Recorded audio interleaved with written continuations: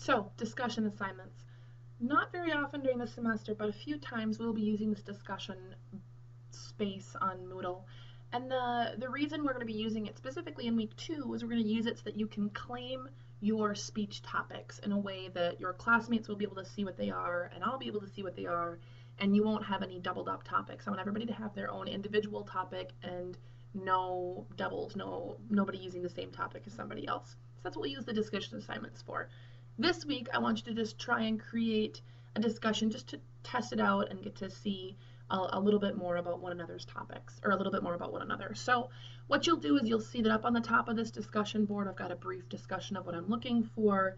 I want you to show some of your favorite TV shows, movies, books, video games. That's what this discussion is about this week.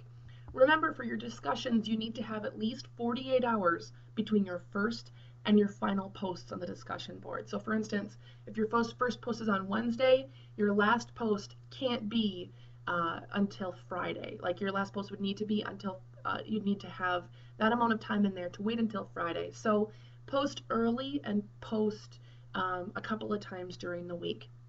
Otherwise, it is going to end up impacting your grade. Posting a discussion is not difficult. You're going to add a new discussion, have your subject, for instance, it might be Julie Walker, favorite movies and books, whatever it is, and then you type in your post, book, movie, whatever it is. You may want to add a file. If you choose to select a file, you can. Then you'll click on submit. Then you'll see that your post will come up here. I also had a previous post about favorite TV shows and movies. Now, if you go in and post, you're like, I'd like to redo that. I don't like this first post. I was drunk when I posted it the first time, and so I had said some really embarrassing things, something like that. You can go back in there and you can delete your post or edit your post. So if you say, I actually want to put books and movies in there, you can click edit, or you can click on delete to be able to get that information out of there. Now let's say you want to actually reply to somebody else's post.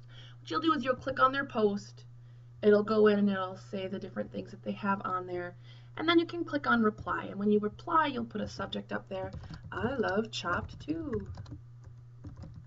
Yay! Chopped is awesome.